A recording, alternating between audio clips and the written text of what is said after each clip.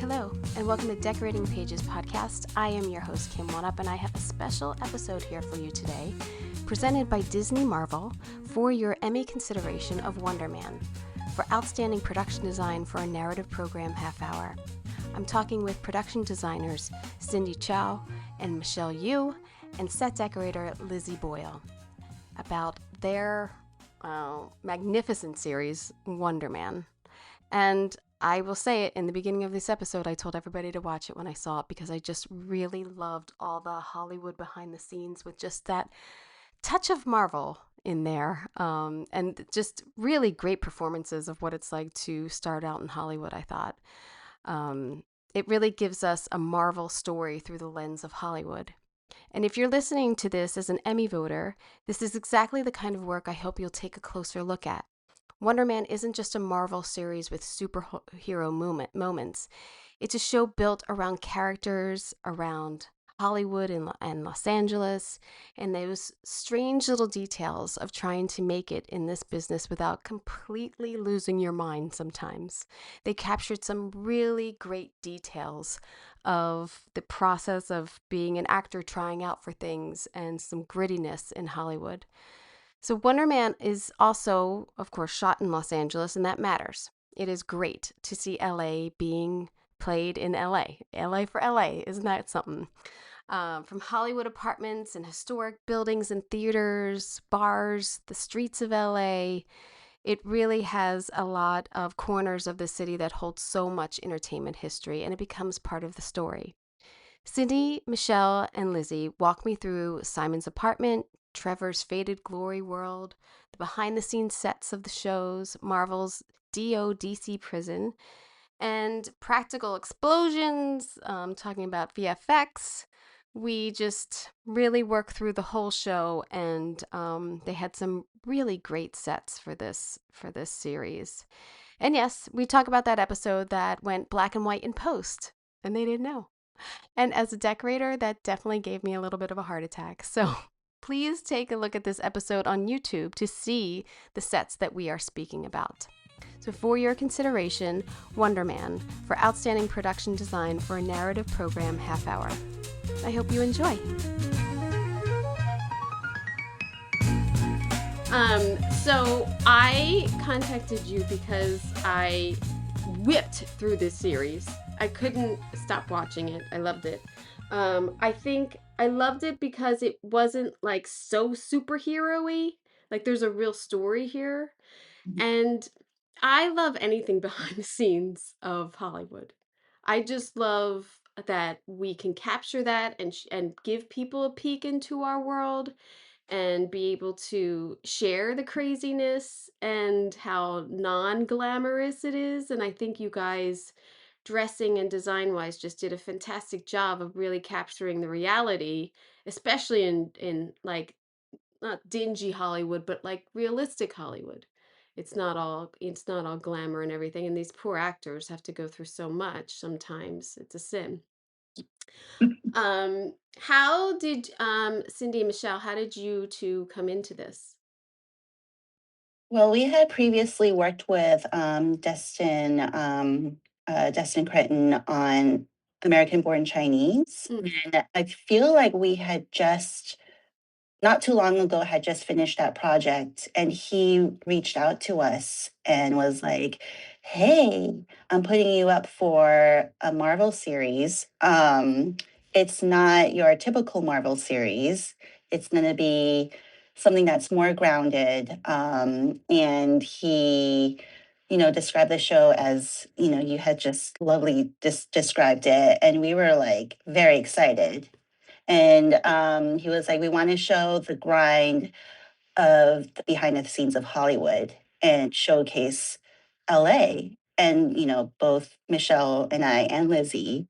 I mean, I think everyone has had that story yeah. of like trying to make it in Hollywood. Yeah. So we were super, super excited and obviously also very nervous about interviewing with Marvel.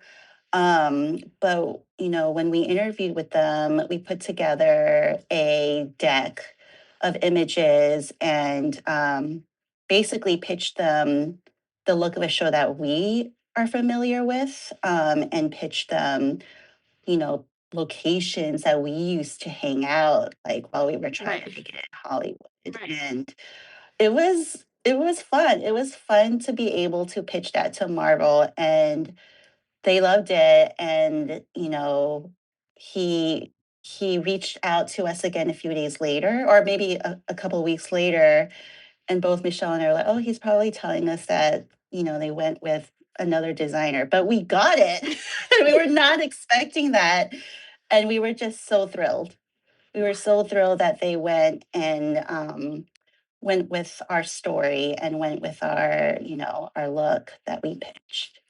I do want to say that you are two designers who work together. Now, which I think is fantastic. I don't know, Lizzie, like as a decorator, I mean, is it great or not? Like, do you know what I mean? Am I playing mom off of dad? Like, what am I doing here? I don't. It's so funny because like every job interview I've been in the last like 7 years, the designer is always like, what's it like with two designers? Like people always ask me about it. And it's so funny because we've worked together for a long time. And so like our dynamic just feels so familiar to Yeah, me. And like the two of you guys are always so on the same page. And um like it just feels like, we're all kind of inside each other's brains. that's great. And on this one, it was great because there were so many locations, so many sets, so much going on that there was a little bit more of the like Cindy's like I can't remember. It was like the spaceship in the prison, but it was like one of you had one and one of you had the other one. And it was like, I don't know how else we would have done it. Well, Like, yeah, because I think shows have gotten so big, and I've been on a big show where we need a second decorator, mhm, and it was very hard, like logistically, um, and just financially for them to approve that. yeah. So I always think like, damn, if they get to hire two designers, can they hire two decorators? Because there's probably five art directors then.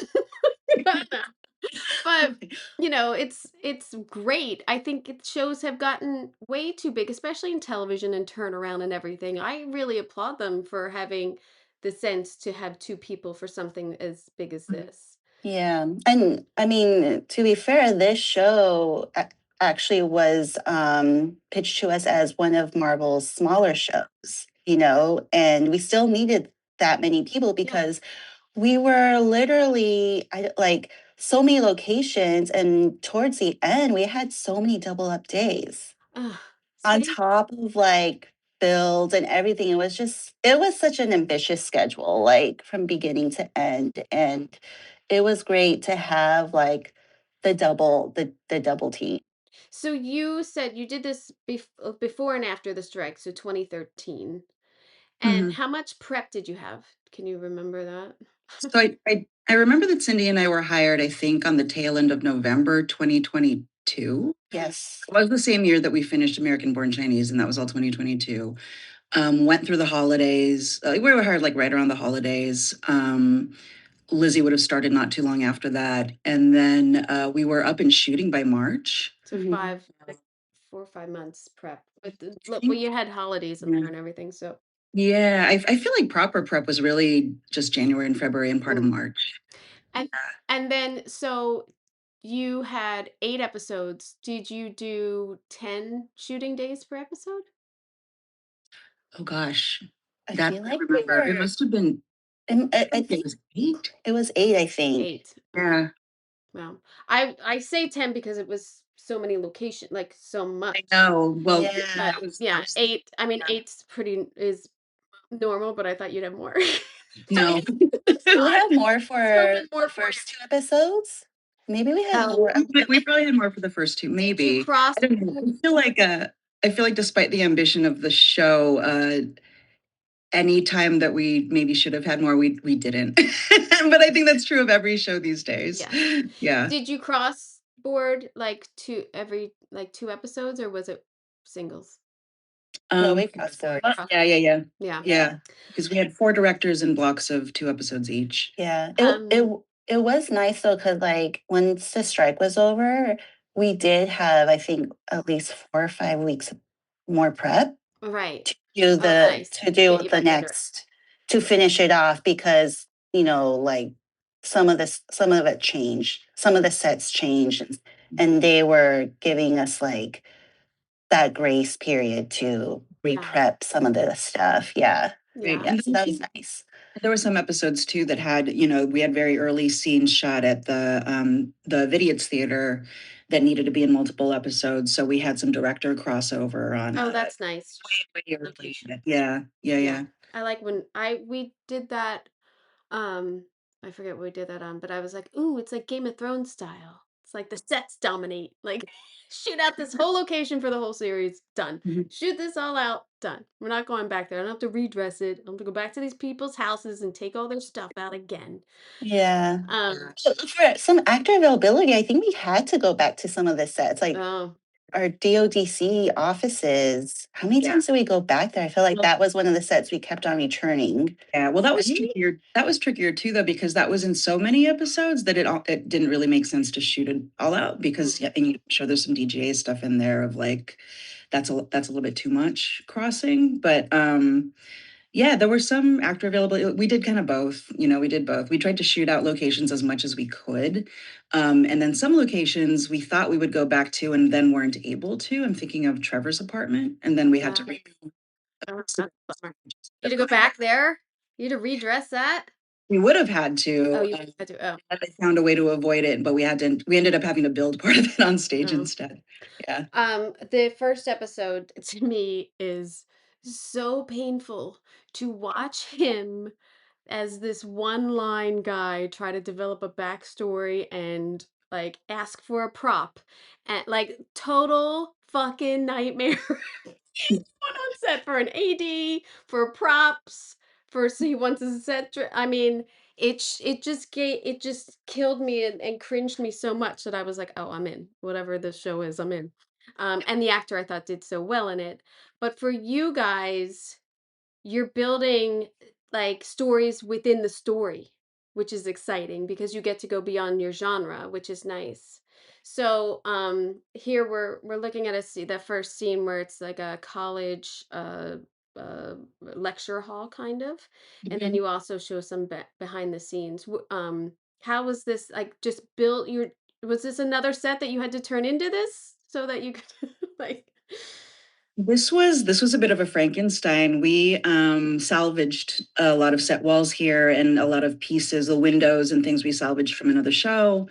And Lizzie can speak to like the sourcing of all the matching desks and the lights and everything. But we had a pretty slim description on this. I think it was, an African history, mythology lecture series, which is what the set is here at the university level, and also for an American Horror Story series. So Right. funny enough, we had a couple of crew members who were American Horror Story alumni. So we were constantly going back and like our assistant art director, and I think our set deck coordinator, we were constantly going back to Van and Megan being like, does this feel right? Yeah. Yeah. Yeah. Is it up to Ryan's standards? Like yeah, but this was a really fun one because we got to play around with this was also chronologically one of our first builds. So I remember having the luxury, because it was in the first episode, of time to really go over the construction, these like details of the paneling on the walls, which you barely see really in the episode, but you sort of feel in the background. Like we had a whole concept for. So right behind this line of hanging lights, you can see some wooden paneling in the background that has a specific carving in it. oh yeah.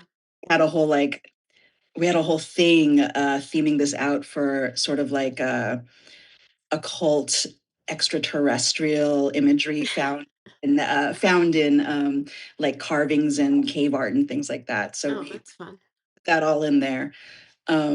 Yeah, that was the basis for it. And then obviously it's a big set. It's like a big footprint because we wanted that moment of him walking in and feeling like he was on a big show, and all this action in the background. We had even more planned for the set actually of like of smaller sets in the background that you see people working on or that they've maybe just shot out. And we had some really wild ideas for them. But Pretty soon, I think budget and time constraints started hitting reality. So some of the crazier stuff in the background got nixed, but but this I love. Yeah, the lead up though, of Simon walking to this set, it was like a whole other orchestrated production as well. I mean, I was gonna ask Lizzie, like, Yeah. because you need to ask wardrobe, can I borrow that rack? Grips, can you leave your shit out for once? Oh no, I can't hear you. Like Oh, there you go.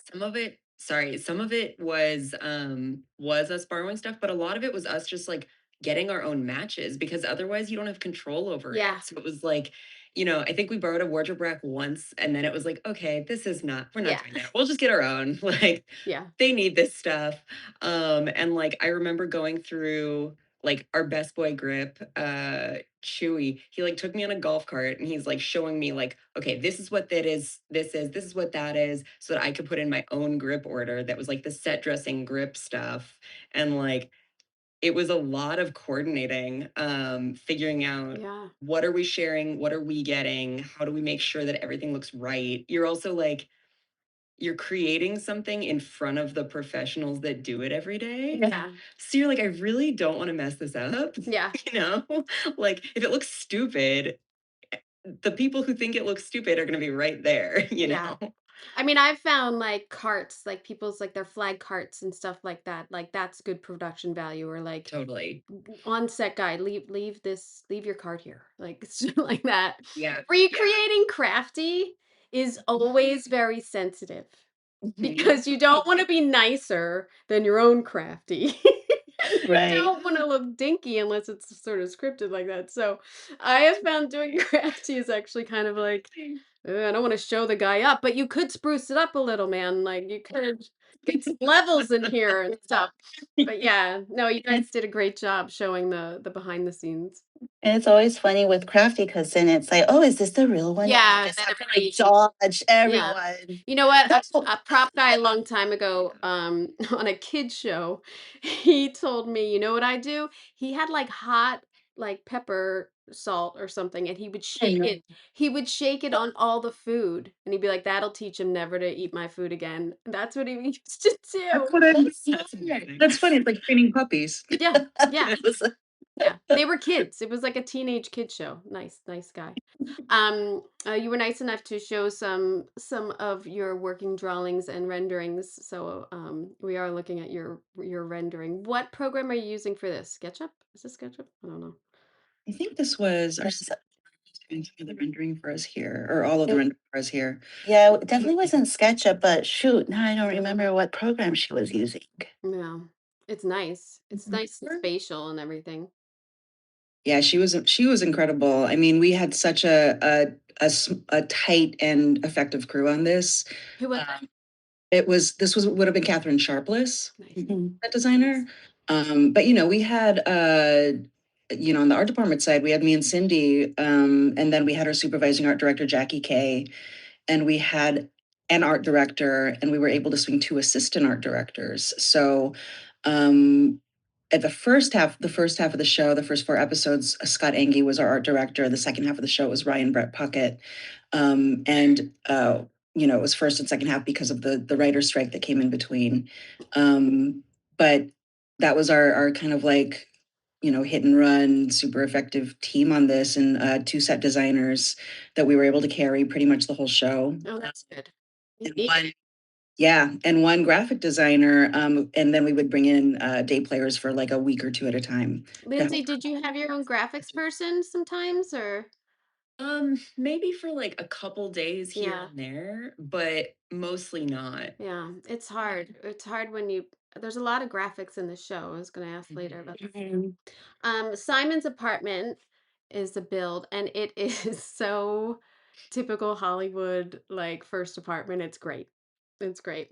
So you built this you guys were at Radford.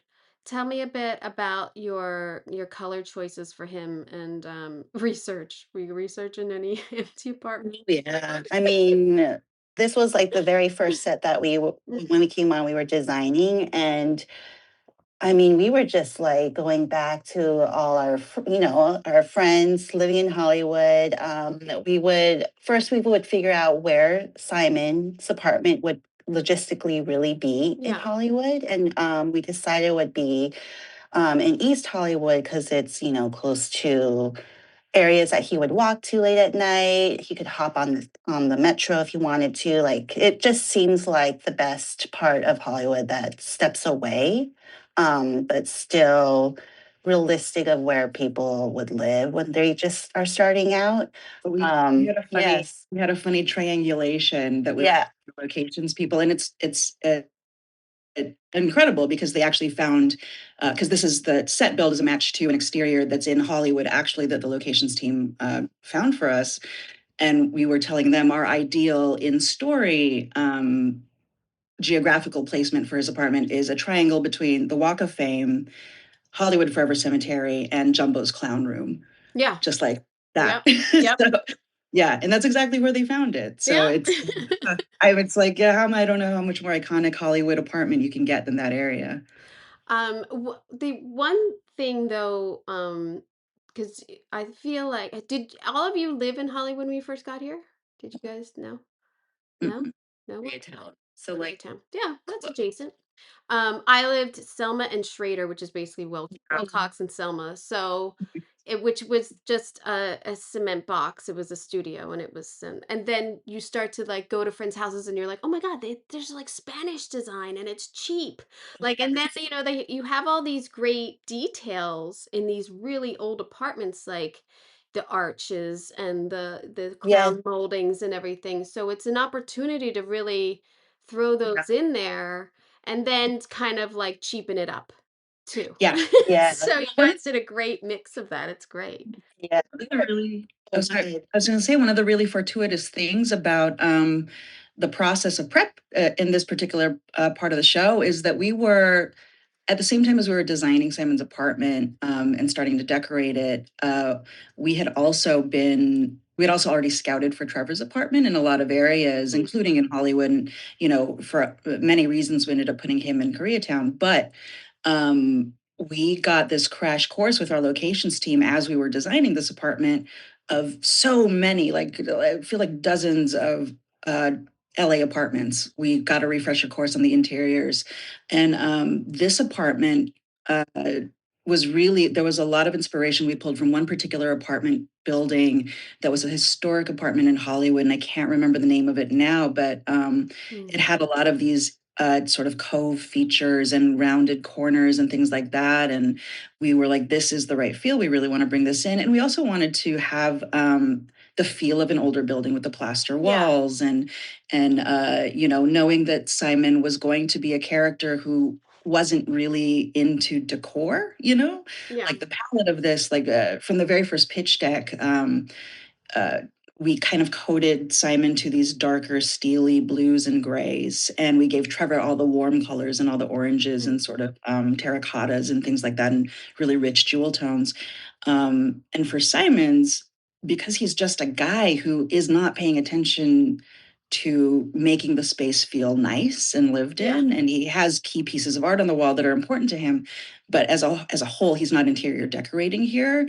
We wanted to make sure that the walls were interesting even without decor, and that once the decor was in there you understood that it was intentional for him. Lizzie, where were you shopping for him? Target? it was a lot of thrifting. Yeah.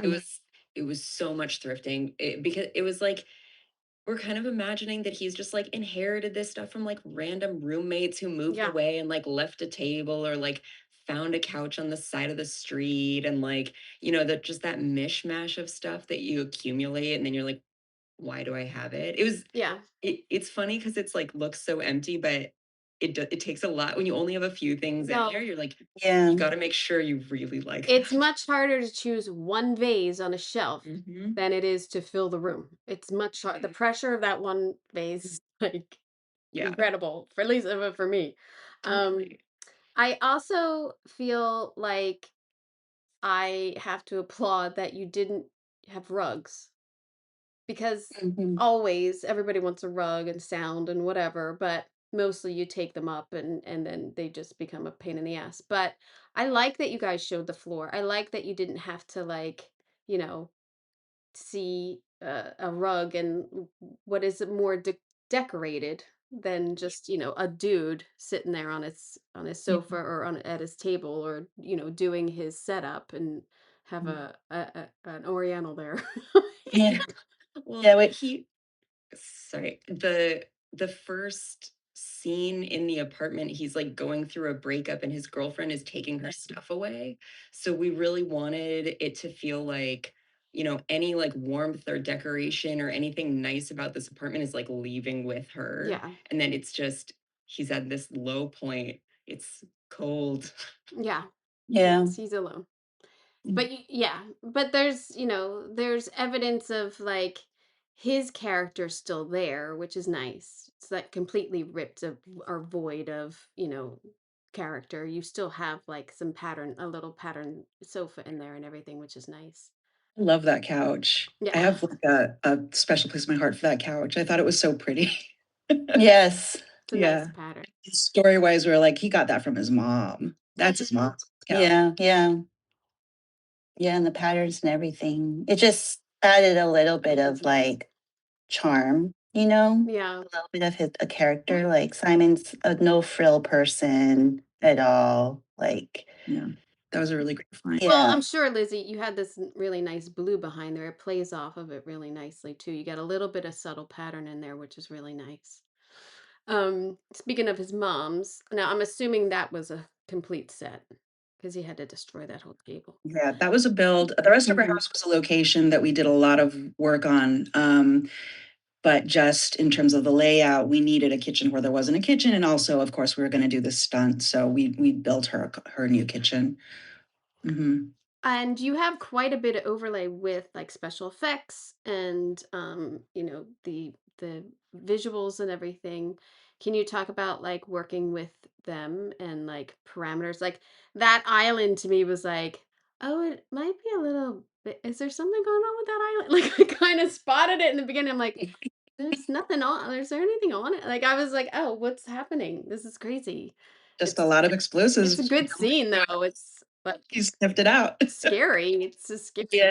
It was actually tricky because we knew we wanted items on the island. But, you know, because like before, you know, shaping Simon's powers, you see that he can like things are trembling. Yeah, the ripple. Subtle, the ripple effect, yeah.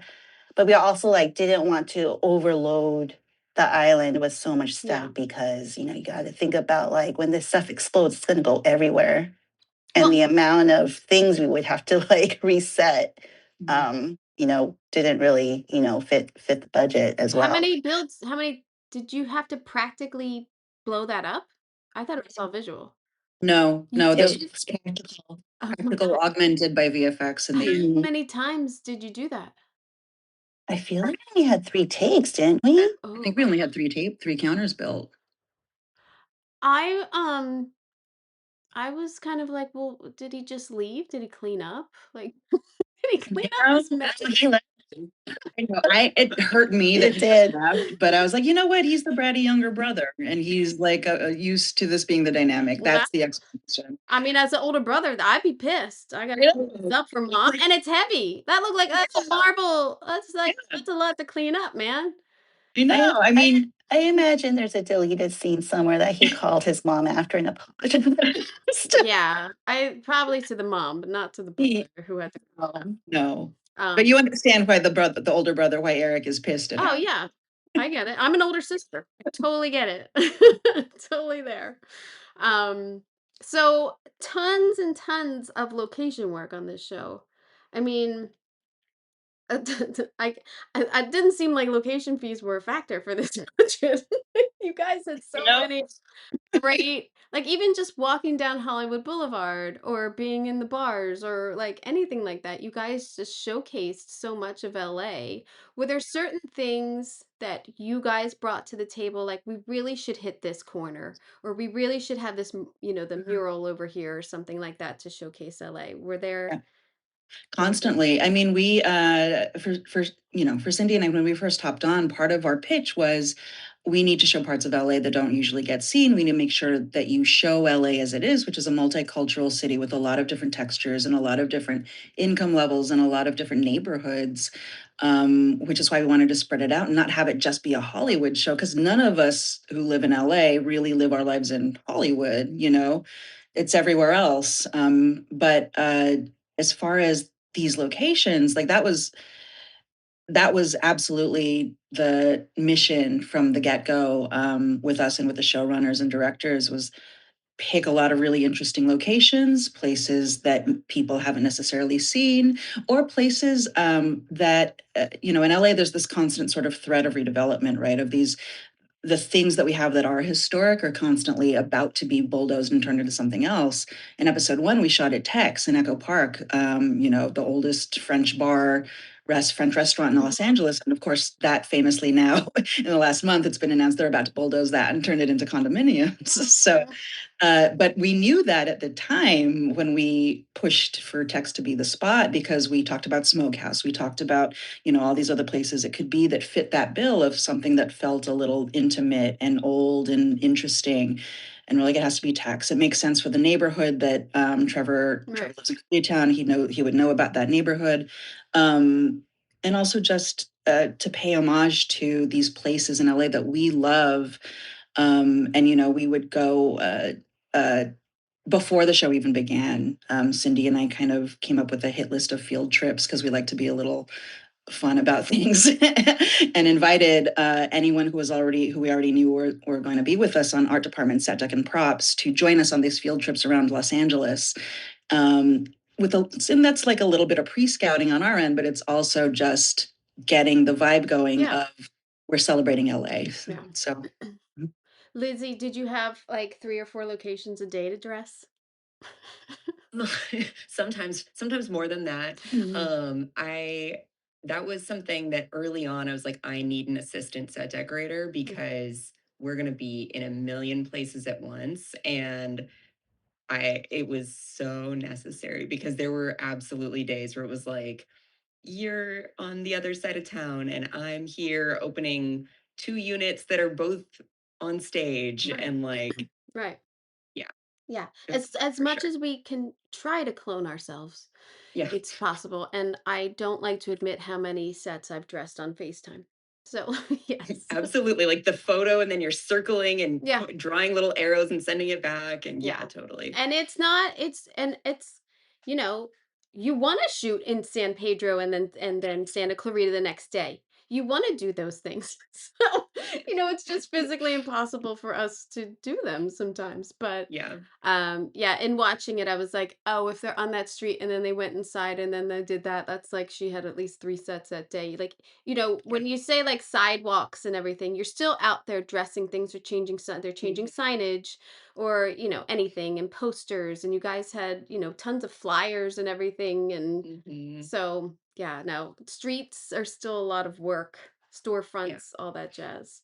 Yeah. I think that also was part of the tricky part of it because we wanted to showcase a part of LA that, a lot of people haven't seen on screen. But then we also wanted it to be authentic enough where if you watched it, you would recognize the Yeah. location. Yeah. Like that's, it was like very tricky to nail down which locations we really, really wanted. Because some of them, I think there are some locations that we scouted that were like, oh my God, yes, and somehow it didn't work out. And like finding like like a backup for it, was tricky too. I actually don't know what theater. Is this the Fox Theater in Westwood? Where is this? Where's the theater that he has the premiere? Is this the Fox, the Westwood Village? Is With that the? or is Is it it the called? one across the street? I always it's the one it's the one It's the one across the across the street. street. It's not the Fox one. Yeah, It's the other Westwood Village Theater. Is that what it was most recently called? I I think don't so, know. yeah. One right next to the Starbucks. Right, Is the right. between I the don't know. Starbucks. I always call it Fox Theater. I still call it Man's Chinese. I'm not changing. No, me too. That's it. Yeah, I don't know what it. I actually don't know what it's called. It's yeah. The Chinese ramen. Is it called Grauman's. Chinese ramen? Yeah. Grauman's Chinese, Man's Chinese, and that's it. I got 2 versions. I'm not spitting shit. I'm good. Going back a little bit, I do like that you shot in the wardrobe trailer, or did you make this? This was in the Joel. costume like room. Oh. They had like a big room of racks. Oh, nice. And so it was funny coordinating with them of like, okay, so we're gonna come in and prep and we have to like move some stuff around, like, No talk thanks. to them, and they're lovely. And so it was great. But it's always funny like moving into another department's space because you're like, this isn't like a normal location, Yeah. like they still need it to function. So Well, But also, you guys had to, sorry, you guys also had to make sure that there weren't any spoilers in the space because there are Yes. oh, right. totally. with the episode's costumes in it. So we're like, okay, we have to make sure it's like the background clothing. We like brought in like fabrics for like the Wonder Man suit and like inspiration for that, Right. but then it's not like the real inspiration. Yeah. Because to me, this is a very expensive set. Or renting wardrobe and filling closets. That's a very expensive set. So I was like, oh, I have to ask if that was a set or if they got lucky. Well, that's Even good. just we brought in a couple racks of stuff of like because it's supposed to be a superhero movie within the show. Right. So even just bringing in renting a few racks of like hero, superhero, like alien, whatever stuff. Even that was expensive, and that wasn't filling this whole room. No, it's tons. It's so much money. I'm gonna run. Mhm. I forget the agent's name, but her office is such a difference in appearance to everything else. It's modern, it's light, it's glass, and it's everything. So how about this opportunity? And she's got some fun artwork, Lizzie. I really like her artwork. And I mean, she's a colorful character. Where is this at, or did you build? This was at the US Bank Tower in Oh, downtown. oh, nice. Mhm. Way up. Yeah, way up. And we had scouted a bunch of offices in downtown. And, we scouted different styles as well, but we landed on something more modern, something that physically you would be able to see a view of downtown, just like another part of LA. Yeah. And something very like stark white. So Janelle, when you're in her office, her artwork does pop out because she is Yeah. a very colorful like personality. Yeah. But Great. even this location, like Kim, you've been in these spaces that are just like rundown offices that are so drab and depressing, and there's weird paneling on the walls, and like everything's a little messed up. And so we had to come in here and do a whole sweep, and we actually did a lot of construction work in this location just to cover up all the bits that were drab in a way that wasn't helping the story or helping this character or helping the scene at all. So we put in all these like sort of like modern panels and custom artwork and all of these things in the sort of bullpen space. Yeah. That There's a walkthrough. You follow him through the space into the conference room and then into her office. So there's a big walkthrough. It's a big dress. Yeah, and like all the walls were white. So we wanted to embrace that. So the panels that we made had texture on them to, like give it a little bit of breath on screen. Did you have one DP or two? Two. Two. See this, Lizzie? There's two decorators. I got two everybody on this show. Yeah. Yeah. Okay, let's take a little break here. This episode of Decorating Pages is presented by Disney Marvel for your consideration for Wonder Man for Outstanding Production Design for a Narrative Program Half Hour for the Emmys. This Marvel story through the lens of Hollywood is not glamorous fake Hollywood, but real Hollywood. The apartments, the auditions that he goes on, the offices, the weird spaces that somehow we recognize living here, and you're like, I was there once. That's crazy. I kudos to their location manager also, and for them picking these locations with him. Coming up in the rest of the interview, Cindy, Michele, and Lizzie walk us through how that black and white episode, I can't get over it. Wait, we're gonna get into it. You're gonna see. But Trevor's apartment is such a special set. And there's an eccentric director's mansion we talk about. And it's very interesting of how all of these weirdo characters come together in the show. So I hope you've seen it. I hope you've watched it. So again, for your consideration, Wonder Man for Outstanding Production Design for a Narrative Program Half Hour. You can find the official FYC page through Disney's FYC site, and you can watch Wonder Man on Disney Plus or through your Emmy platform. So now back to the interview. I don't have photos of Trevor's apartment, but I wanted to say how wonderful it was and how layered and like just pausing it to look of like film history and all of his props and everything. So how much fun was that to do for both of you, for all of you guys? And it was just like, there's so much, I don't know, you're like trying to think of the history, and we're like looking up like, you know, Sir Ben's real movie past and being like, Oh how my do God. we incorporate some of that? How do we, he probably had run on Broadway. We're getting playbills, like old scripts. But yeah, it was a lot of fun. It's a lot of character work in there. It's really fun. And a Yeah, I lot of wish little niches you had to do. Like the furniture in there is fantastic. I mean, it is that thing of, oh, you get your, I mean, at least I'm thinking of it like, because I've shot in that building too, and they have great apartments in there and great. Did you shoot that in that apartment building? Mhm. Yeah. They have fantastic, and you could see the moldings and all of the detail in that, but it's to me it read like, oh, this is kind of sad because it's like, oh, this might have been his first apartment and he thought he'd make it and then he's just lived here the whole time, so it's just stacked full of his history. Exactly. Yeah. I mean, like historically, the whole building of the Yeah. college apartments has that like faded glory feel. Like Yeah. that was our whole thing about Trevor was like his whole faded glory, like all the things that he had amassed in his heyday was super glamorous back then. And you've seen the glamour of Hollywood, but have you seen the faded, Yeah.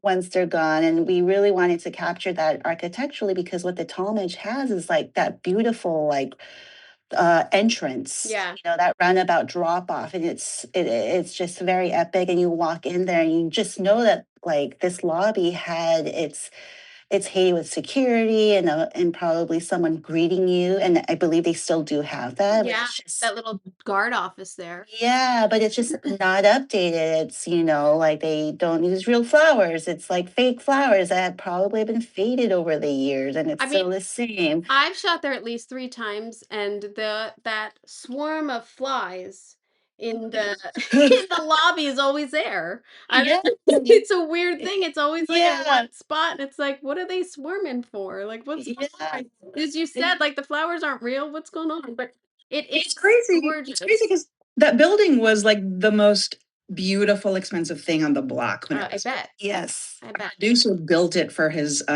actress wife. Like Oh, it's like a pet project that he built for her and all of their socialite friends to live in back in the day. And it's one of the reasons the Miracle Mile area is called the Miracle Mile, is that building was like a keystone of it. It's kind of crazy. it's great And history. yeah, I wish that I wish you could have seen the rest of that apartment because the amount of set dressing that went into that apartment, Lizzie and her team did such an incredible job. And on screen, what made it into the show was really only like 10% of it. Yeah. Oh, I'm sure. I mean, and that elevator's not great. It's not a great elevator to get all your shit in, and they only give you one.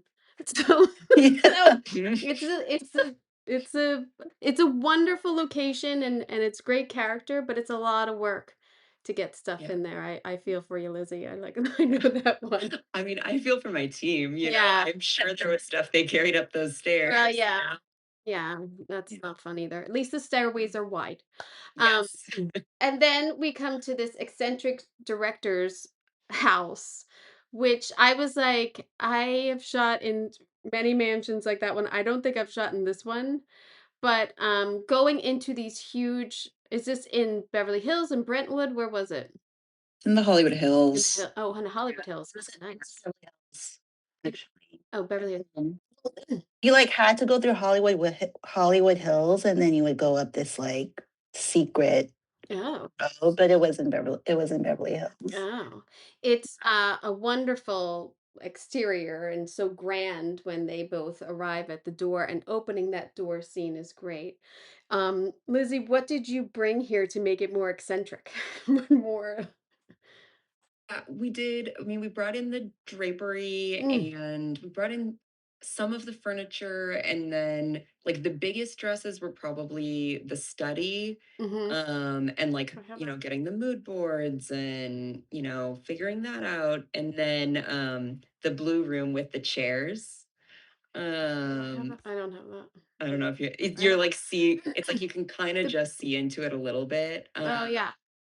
Yeah, it was, we had this idea of, because that blue room is so antiquated. Like, it was just like very, I don't know how to describe it, but very like old and beautiful. And I believe some of the walls were from possibly the Getty. I don't know. It was like from some museum.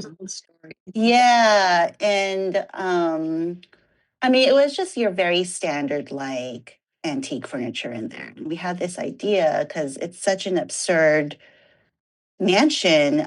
We had this idea of why don't we replace the seating area with chairs, but they're chairs as if they were chess pieces. So we had our construction team recreate a, life-size chess flooring. And then Lizzie did an awesome job curating the different black and white chairs that would serve as the director's chess pieces for the actors who were gonna, audition. Oh my God, that's great. That's great visual. Assistant decorator in the first half of the show, Devin Lochner, she spent a ton of time like going through chair and like measure like with the heights of the chairs and like placing them all out so we could see like, okay, what's gonna make sense visually and make it look like chess pieces. And it's so, I mean, the house is so over the top. Like you expanded on this gaudiness or like this just craziness of his house. It's really great. It just becomes such another character in this story. You had a whole episode, I think episode 6 or 7, that was completely black and white. Did you know this was coming? Anyone? No, we didn't. No. We did not. But you knew when you were shooting it was going to be black and white. No. No? That's not fair. That's not nice. No, but I will say, despite all that, I think it turned out pretty great. It does. But there goes like 5 of my questions. So Yeah, no, we didn't plan. No, it was. We had actually planned for it. It was always going to be a heightened episode to some degree, like heightened contrast, heightened saturation. Like we were playing with a lot with the DP of that episode. But no, we didn't know it was going to be in black and white. Ultimately, that was a decision they made in post. wow, that's crazy to me. But you know what? I think it was the right decision because it really takes it out of the timeline and makes you think about it as its own. Oh yeah, I think it's a wonderful plot piece in there as almost a completely different story that you're watching a different show for one episode, but it's still intertwined.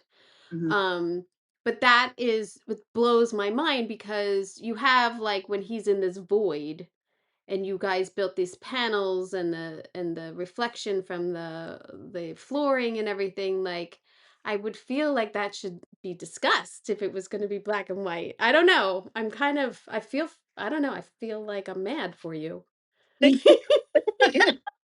No, I mean it's ultimately they did what was going to be best for the show. But yeah, ideally, Cindy and I have done stuff in black and white before, and it's you have to think about so much more if you're pre-planning for it, because colors read so differently, and you would make different choices.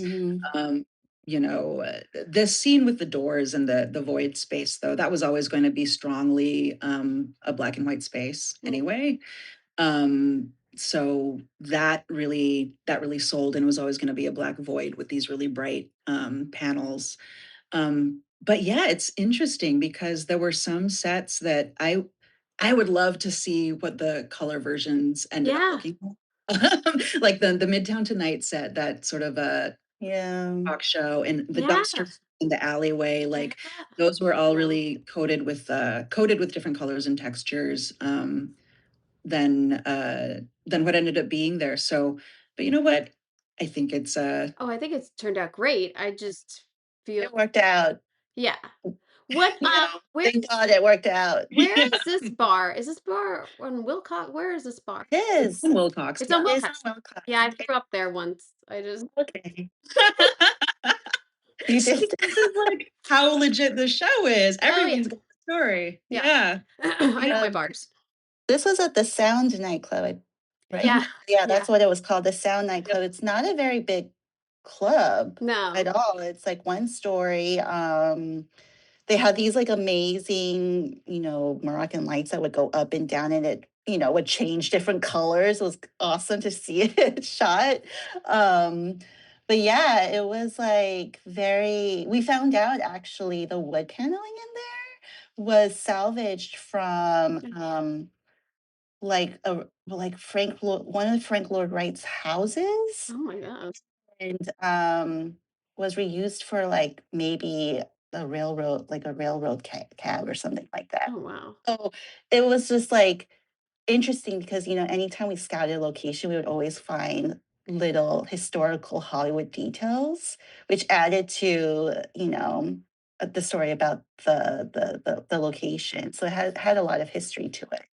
There's a lot of locations in just this one episode because you're following this timeline of a character pretty closely. And I mean, Mhm. from alleys to, you said like the night, then the talk show, late night talk show, bars, this void. You have a set within a set because he's on a movie set. I mean, it was a huge episode. I really hope you got that script early. I don't know. I don't even remember. I think we did. We did. Yeah. I remember early on being like, This is the all. bar for this episode is gonna be high. We Yeah. have a lot of sets Yeah. to do. Yeah. That's probably why they didn't tell you it was gonna be black and white, because then you'd have to test color and want some camera tests and lighting tests and everything. Yeah. Uh, This was a fun one to choose locations for too, because the director of this episode was James Ponsall too. Nowadays I think is show running shrinking and doing a lot with shrinking, but he as a guy is just such an enthusiast. He just like bubbles when you talk about locations in Los Angeles. So one of the bars that we shot in was the Tam O'Shanter, and that was such a special thing I because we know. all I Tam just shot there. I saw Oh it. yeah. Nice. It's so Nice. great. It's beautiful. Oh yeah. Yeah, Yeah. it's a character. It's a character. I mean, I just shot there and it was Christmas and we had to take Christmas down and it was like January 5th or 6th or something. They were like, "No, we want it back up." And I was like, why? Why do you want it back up? Like, it was like, we're doing you a favor. It's like half my day is spent putting Christmas back up. So ridiculous. But Yeah. I loved seeing that. I love seeing like when he's, when you any scenes really of showing Hollywood. I mean, when he's going for his auditions, things like that, or when they're walking down the street, Mhm. when they're driving and everything. It's really such a love letter to LA, and it's so nice to see that and that it's absolutely all shot in LA, which is nice. Because I just rewatched, as a side note, but I just rewatched Gattaca. And when you think of Gattaca, you don't really think of LA. They shot the whole thing in LA, and it made me so happy that they did that. And then I watched this RKO 281 movie about Orson Welles making Citizen Kane, and they shot the whole thing in London, in like Europe. And I was like, Yeah. motherfuckers, you He did bitches, so. why would you do that? Why would you do that? So it's wonderful to just have this like love letter to LA. I really appreciated watching it and everything. I don't have photos, but I wanted to discuss the ending. So if there's any spoiler, you don't want to be spoiled, please fast forward. But in the ending, in that jail cell and everything, and that whole set of sequence of events, where was that? Was that a whole build? Where were you? That was a build. That was a Oh, build at wow. Radford. Yeah, and that was an interesting set because the DODC Supermax prison, that was kind of one of our only big Marvel moments, right? It's Right. bring to the superhero part of the superhero story. But that prison had also been seen in previous shows. I believe it was in Miss Marvel. The exterior, they show the exterior of the place in an earlier episode, and that exterior was taken from a different Marvel series that it had already been established in. I think it was also in She-Hulk, but you know but no, but we were in a different part of it, and the kind of beauty of that idea is that it's a gigantic prison, so there are all sorts of different parts. So we built that part of the prison on the stage for us, and we were like, we really want to still tie this into the Los Angeles of it all. And I think maybe it's lost a little bit in the cuts, but we the portion that we built was very much inspired by brutalist architecture that's in Los Angeles, the concrete construction, these sorts of like very Tarando like uh, uh, motions of just concrete sort of doing these beautiful shapes. Yeah. But that was the whole inspiration for that set. And yeah, that was all a build. Wow. And all those hallways? That was a lot of hallways. Hallways actually were not. This was the cell was a build. The hallway leading up to the cell was a build. The large hallways and sort of the entrance piece where they're going through the biometric security, that was a water treatment plant. Oh, wow. That's fun. That's Yeah. fun. Yeah, it wasn't. The funny part about that though is it only rains in LA like once a week, or once 1 week out of the year. Yeah. Of course, we were shooting Rain. a water facility during that week of rain, and Yeah. everything was flooded in It there. was flooded. Of So course. many leaks. Of course. Yeah. And then people are like, "Oh, why to bother shooting in LA? It's raining." So Lizzie, did you have a set that stands out to you as like a favorite or wow, I can't believe we pulled that off? Um, I'm trying to think. It's hard to say. I mean, I have a soft spot for Simon's apartment, and like it was fun because at the end of the show, when he like books the role and he's got the Wonder Man movie, uh, we got to like redecorate his apartment. And so that was kind of a fun moment to be like, okay, now that he has some money, what would he have kept? What's he getting new? What is his like style if he's like actually spending money on things? So that was fun. And then like actually like following the characters of Simon and Trevor with their apartments and their trailers was fun. Yeah. Oh yeah. The upgrade in trailers really does sell it. And like Trevor's trailer was really fun because we were like pulling elements from his apartment to be like, yeah, he's moved in. He's here for months. He's got his lamps. Yeah. Like, he's getting cozy. And then Simon, it's like his American Horror Story trailer, I think is literally the smallest set I've ever seen in my life. Like, Yeah. we built this tiny little set. And then you get to see him when he books Wonder Man, and he's got this like nice big fancy trailer. So like that kind of character stuff was really fun. Well, yeah, I can imagine. And any character development I always like too. It's always a good one. Cindy, can you not believe you pulled off what? The spaceship, actually, Oh, yeah. I felt like that one had different levels to it because it was figuring out the exterior of the spaceship, the little model that we built, and we did like that little trick with it, forced perspective trick with it, figuring the look of that, and then going into the interior of it, even though we knew we were going to just see that as like a set in the background. Right. But figuring out like how to destroy that set into the design, that was like a whole process, which, in the end was really fun to figure out. And kind of like, I don't know, like meta, because when you see that set that you put so much love into get destroyed, Oh my you're God, yeah. like, oh my God, No, I hear you.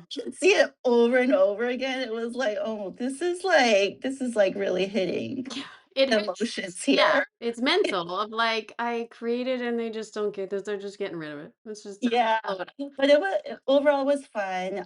That set was completely carved out of foam. We had a wonderful father and daughter team who spearheaded building it. They also did the little like spaceship model, the 80s spaceship Oh, model. So it was great to work with them.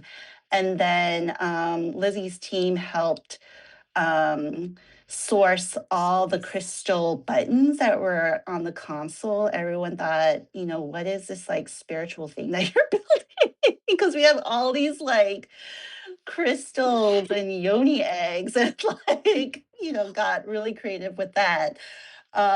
And then figuring out the destruction of it all, Lizzie, I remember we were like, you know, because there's all this shrapnel right. from the set that we would see in a wide, and figuring out together with Michele, like the look of the crater that he creates. And that was just like one of the challenging parts of design because you want it to look authentic and real and like also illustrate the extent of his powers. So trying to figure out like how the pieces lay, like where they would naturally fall was a team effort. And so that was my we did it moment. Did you storyboard that with the director? Is that part of the process at all, or was it just We didn't storyboard it with the director, but they did have storyboards of how the destruction would play, how the edit, which was really helpful to yeah. see. Yeah. Yeah, So, yeah. Michelle, what did you pull out of your hat on this show? What do you think? Like, Okay. woo! I have two answers to that, and I'm sorry if this goes a little long. But No, no. my first answer is the thing every time I watch this show, and I've watched it a few times over at screenings and things. Um, the thing that tickles me are these two transition moments. The first one is when Simon first goes into his apartment from the exterior, because we know that that's a transition from exterior to the apartment build, and it just I'm sorry to say it, but we nailed it. So it's Yeah. like that feeling. I always get that thrill of like whenever you're able to wed something Seamless. exterior or like, Yeah. exist in the real world and then transition to a stage set and the audience doesn't know. I love that because that's the magic of what we're doing as the art department. um, the second sort of transition moment like that is actually at the audition when he's in the audition space waiting in line with all those guys, and that's a real location. um, and then you go into the bathroom where he kind The of is bathroom. that was entirely, that was like a different shoot day, a different location. That was a really pristine bathroom at the LA Convention Center that our scenic team had to completely cover in clear contact vinyl and then graffiti on top of, and we built a connecting hallway to match what we saw at the previous location. So these two little invisible moments I love so much because we Seamless. know, Would have yeah, never known.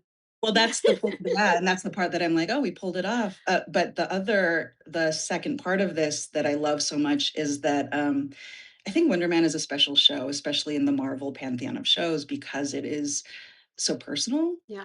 It's personal to the people making it. It's a story that people really connect with on an emotional level, because it's not about the flashy stuff, right? It's about living your life. And, this guy happens to be a superhero, but we're all kind of superheroes. We all live two lives or multiple lives, depending on the situation. I love his mom's house. Mm. I think that as something, and the feedback we've gotten from the episodes is, so many people feel represented by what we showed of that house.